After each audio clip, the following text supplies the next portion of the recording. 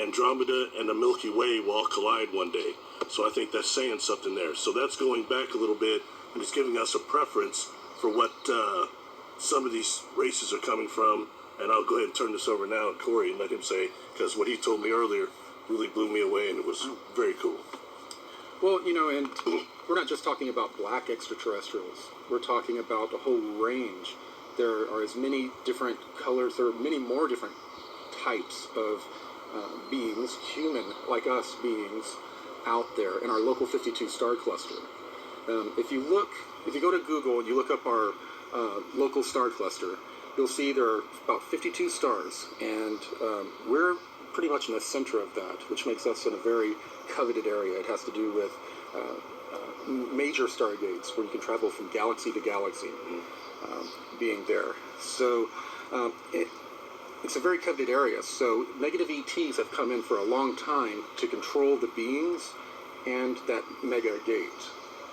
So there's out of all of those 52 star systems, there's only one group that was never taken over, and it was a group of tall African Zulu looking people, and they developed far beyond. They were the first ones to travel from planet to planet, but the thing is, they never developed technology.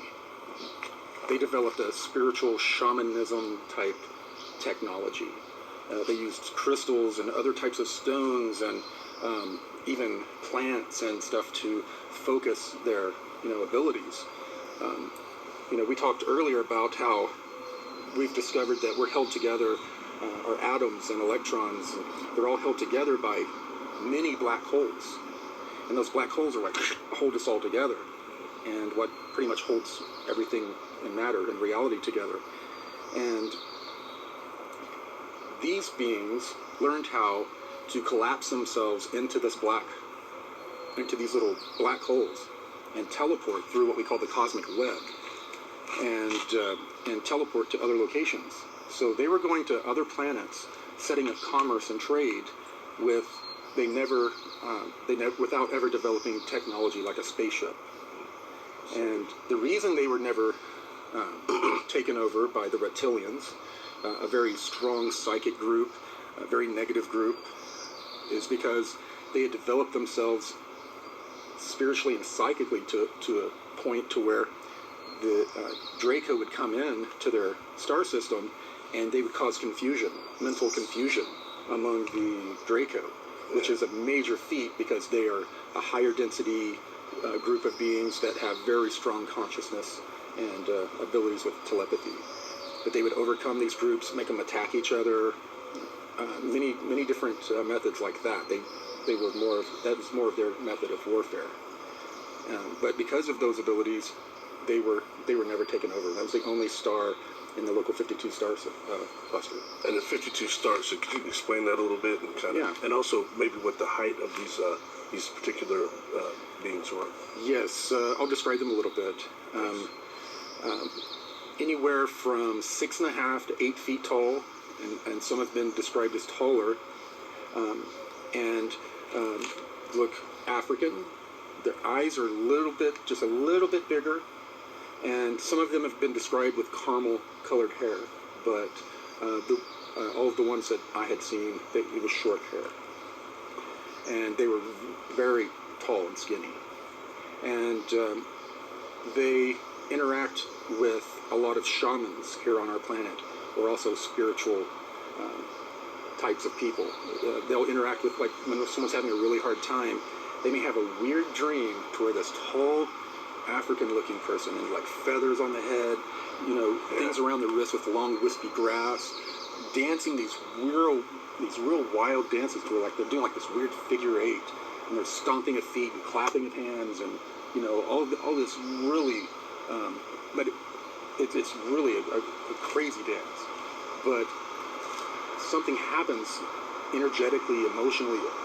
They're able to, if someone has entity attachments, which was a situation I ran into, they're able to remove them by just doing this dance. They don't say a word, and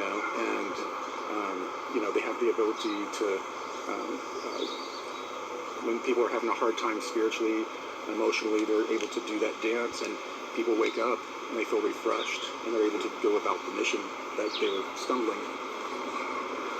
You know, I had heard before about a race of from the black mantids, these hybrids that the brothers, they have a extra joint here and in the leg, and maybe their neck is slightly different and have the triangles, and that they actually, their way of saying hello upon first meeting them is some type of a fluid dance that is very hard for humans to mimic.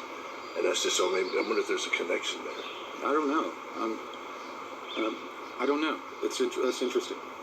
But the fact, I mean, just the, I don't know if anyone in your audience has had a dream like this, but after I started talking about this publicly, which I've been talking about it for a couple years now, it just really hasn't gotten out there.